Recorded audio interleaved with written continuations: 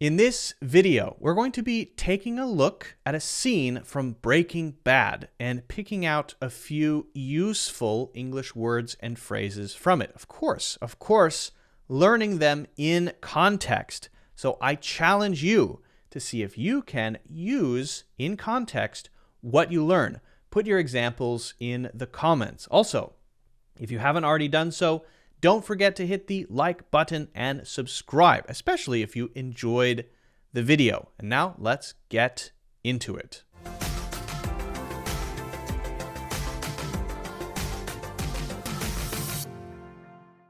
We are going to learn some useful words and phrases from an episode of Breaking Bad.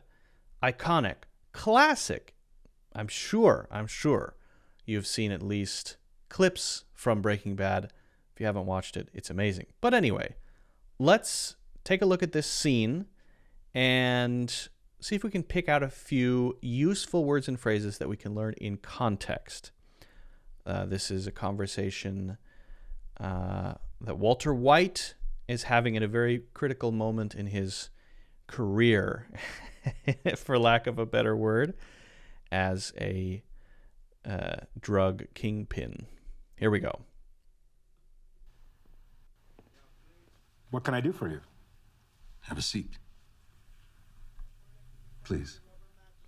All right, well, let's start with that. What can I do for you is often used as a sort of customer service expression, but we're gonna skip that, honestly. We're going to focus on have a seat, okay? This is a very inviting expression, have a seat. So let's listen to that part again, and I want you to listen for have a seat, okay? What can I do for you? Have a seat. Please. Now, when you say this, it's often an invitation, and it feels very polite and kind of formal in some cases. You're inviting someone to sit down to usually talk about something serious or at least something important. It doesn't have to be super formal, but in this case you can see, hey, I don't want to just talk to you very quickly as you walk by the table. I have something very important to discuss with you. Have a seat, please. And this would be something your boss might say in your office, have a seat, right? Or in a job interview, take a seat is similar, but I would say it's a little bit less formal. Now, just quickly, just for fun, let's look at a few examples from ChatGPT. Please come in and have a seat while I prepare the documents for our meeting. As soon as you arrive at the restaurant, have a seat and the waiter will bring you a menu. I know you're tired from your journey, so feel free to have a seat and relax for a few minutes. Now, that one feels a little bit more, let's say, casual, but I think it works. Have a seat, make yourself comfortable, and let's discuss your plans for the project. Most of these are kind of, I guess, slightly more formal sounding ways to use it, or at least formal, slightly more formal situations, right? So, okay, so let's actually keep going and listen for the next one.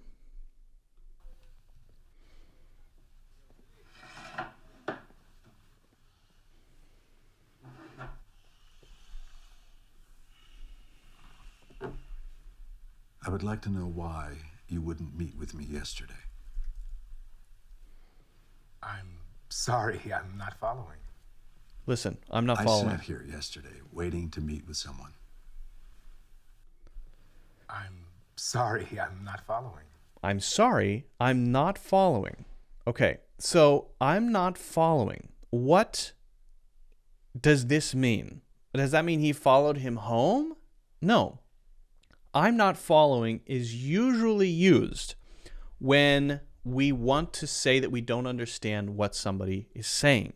There's a line of thinking or an idea that someone is trying to express, and I'm not sure what you're getting at. Now, in this case, he knows exactly what he's talking about, but he's very careful. Why? Well, they're talking about highly illegal drugs. And so they have to be very careful to make sure that they're not going to be, admitting anything to someone in law enforcement, right? So he has to be extremely, extremely careful. Let's see if we can look at a few phrases here from ChatGPT. ChatGPT says, let's see. I have to ask here. Give me some example sentences that include the phrase, I'm not following. Let's see what we get from ChatGPT. I'm not following your explanation. Could you please clarify your point? I'm not following the directions you gave me earlier. Can you guide me through the process again? You mentioned some technical terms, and I'm not following what they mean. Can you explain them in simpler terms?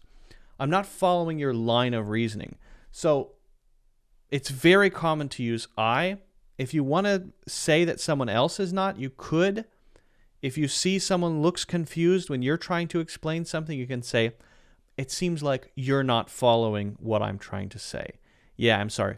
I'm not following. Okay, so we don't have to say following what. We often just say, I'm not following, like Gus Fring does in this case. Okay? Very, very common. Let's watch that one more time here. I'm sorry, I'm not following. Pretending that he doesn't understand what's happening. I He sat understands. here yesterday waiting to meet with someone. I believe that person was you. I think that you're confusing me for someone else. Now, we're not going to write that down, but confusing me for someone else. Confusing me for someone else. Very common expression. It's not me. I don't think I am. Sir, if you have a complaint, I suggest you submit it through our email system. I would be happy to refer you to our website. I was told that the man I would be meeting with is very careful, a cautious man. He does say refer you to our website. There, refer you to our website just means send you there. To refer you to another person or refer you to our website or our support page or something like that is a common sort of... He still has his customer service persona on, not his very powerful, dangerous drug lord persona. I believe we're alike in that way. If you are, I believe we're alike in that way. Listen to this. a cautious man. I believe we're alike in that way. I believe we're alike in that way. Now, you don't have to add in that way. I think we're a lot alike. I really think we're alike. So why would we say alike instead of like? We are alike. That is how we are. These two things are alike. So often you're comparing two things and saying similar, essentially. Why would you say alike instead of similar? Well, we could say similar. We could say, I believe we're similar in that way. For me, in this scene, similar would feel a little bit odd. Alike is more often used to talk about people and the behaviors of people, how they act, how they communicate, right? It's more of a human thing, whereas similar, yeah, okay, but often we're talking about maybe personality traits or how we look. We could be talking about all kinds of things, right? You could say those two houses are a lot alike, but I think it would be more common to say those two houses are very similar. But if we say the way that I act, the way that I behave is similar to the way that you behave, I might also say we're alike in that way, right? We're talking about our actions. So if you're focusing on those actions being similar or showing similar things about us, alike may be better. A cautious man. A cautious man. I believe we're alike in that way. Nice. If you are who I think you are. You should give me another chance. Give me another chance. Who I think you are. If you are who I think you are, you should give me another chance. So this is for context because they had one chance already. If you believe you're in a situation where another person has power or an advantage, or they can give you an opportunity and they have control over the situation, they have control over your destiny, and you want to request that they give you an opportunity, well, opportunity is quite formal. Often we say, please give me a chance. Give me a chance to prove myself. Give me a chance to show you. Give me a chance to impress you, okay? You could do that for friends, right? Your friends say, you can't cook, and you say, I can cook. Give me a chance to impress you. I'm going to cook for you this weekend. You're going to see I can cook. Give me a chance. So it's a less formal way and a very common way to talk about an opportunity. Another chance would mean you had one chance already, or maybe two. You failed. You made a mistake. You disappointed this person. They said no, perhaps. And now you want one more because something happened. In this case, his partner, Jesse, behaving like his partner Jesse because he's a drug addict, and so he wants to meet him directly to work out a deal, right? So how would we use this one? Let's ask ChatGPT, give me a few example sentences that include the phrase, give me a chance, or give me another chance. Okay, let's see what we get. This is, by the way, a great way to get example sentences and learn things in context. Just ask ChatGPT to give you a few examples. Could be ChatGPT or others. I think ChatGPT is still the best one right now. I know I made a mistake, but please give me a chance to make things right. I understand that my performance hasn't been great, but give me another chance. Could you give me a chance to explain my side of the story? I'm aware that I didn't meet your expectations last time, but give me another chance. I realize I wasn't prepared for the interview, but if you give me a chance, I'm confident I can demonstrate my skills and qualifications. Okay, let's move on.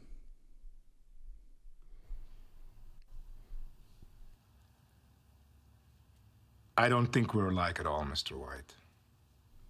That's where he changes. You are not a cautious man at all. Now he knows Your who he's partner was talking late, to. And he was high. Yes. Yes, he was. He's high often, isn't he? You have poor judgment. I can't work with someone with poor judgment. Are you familiar with my product? Familiar means you know it a little bit. I'm familiar with that. I may not know everything about it, but I generally know that. I've been told it's excellent. It is impeccable. It is the purest, most Impeccable means perfect. It is impeccable. Nothing better than that. No flaws, no mistakes. Impeccable timing. chemically sound product on the market anywhere. That is not the only factor. You could charge twice the current rate for what I provide, and your customers would pay it. Hands down.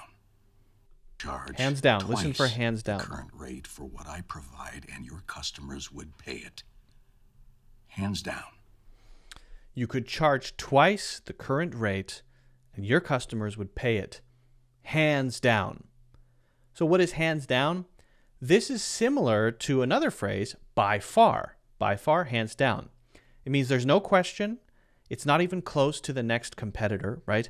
This is the best apple pie I've had in my life, hands down. This is the most difficult experience I've ever gone through, hands down. This is, wow, this is probably the most beautiful thing that I'm holding in my hand. that I've seen this week, hands down. So you can tie it inside of things like this week. It doesn't always have to be of all time, right? You could say, that's probably the best movie I've seen this year, hands down. That doesn't mean that it's the best of all time. I'm qualifying it with this year. But within this year, it is hands down the best. That means the second competitor is not even close, okay? Let's see what our old pal ChatGPT has to say about that. Would it be faster or slower if I copy and paste this and then just put in here hands down? Let's see what we get with that. ChatGPT. This is hands down the best pizza I've ever tasted in my life. She won the competition hands down, as her performance was far superior to others. The new software update is hands down the most user-friendly version we've had so far. The concert last night was hands down the most amazing live music experience I've ever had. He is hands down the most knowledgeable person on the subject in our entire group. Okay, so let's review that one more time just quickly here. We'll go back. The current rate for what I provide and your customers would pay it. Hands down.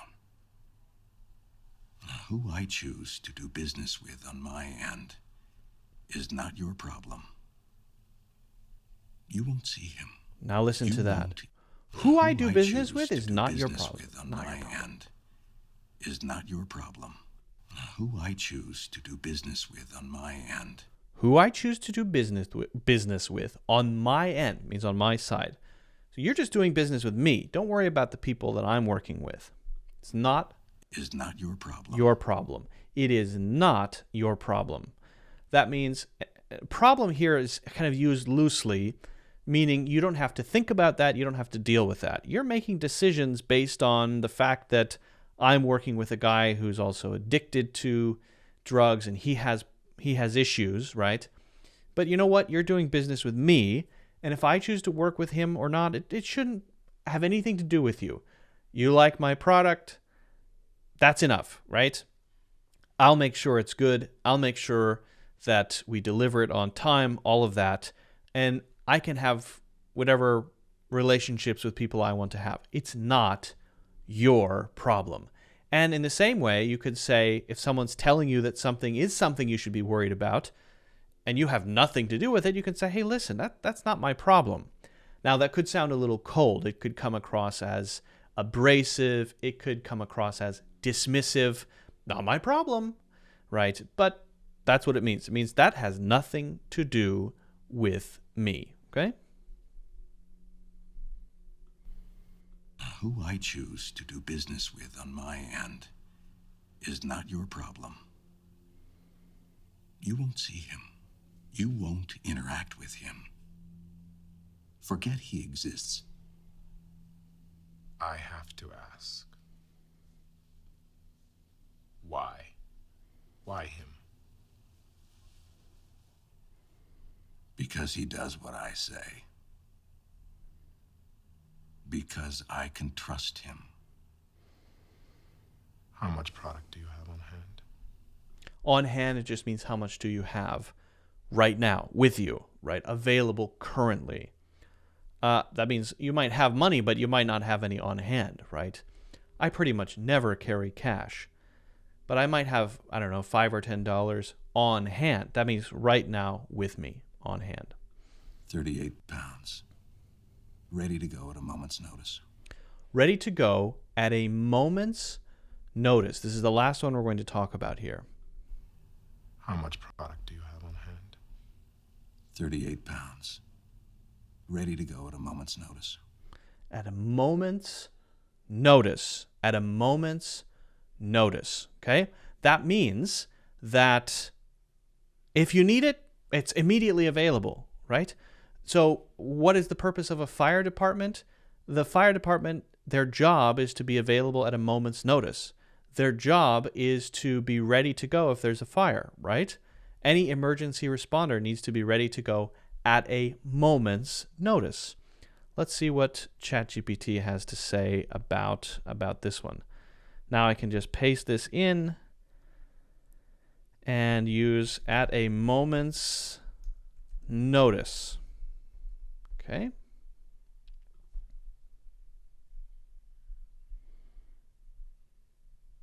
Come on. Let's go, ChatGPT. Okay, there we go. As a firefighter, he needs to be, I used the perfect example. He needs to be ready to respond to emergencies at a moment's notice. The team should be prepared to adapt their strategy at a moment's notice. Our department must be able to provide technical support to clients at a moment's notice. As a journalist, she is always prepared to travel for breaking news stories at a moment's notice. As a parent, you have to be ready to handle unexpected situations with your children at a moment's notice. Notice for all of these, it's the same. At a moment's notice, at a moment's notice. That's because this is a set collocation. It is a set expression, right? And so it can't be changed around. You can't make any changes with it, okay? So we have talked about have a seat. We have talked about not following. We've talked about we're alike. Another chance. Give me another chance. Hands down. Not your problem. And at a moment's notice. Can you use these yourself? Can you use them at a moment's notice? I'm tempted to say it's not my problem, but it kind of is. I hope so. Try them yourself. If you want to, you can share your examples in the comments. Let me know if you have any questions. If you haven't already done so, don't forget to hit the like button and subscribe. Also, get a free course, Natural English Conversations. That is in the links in the description.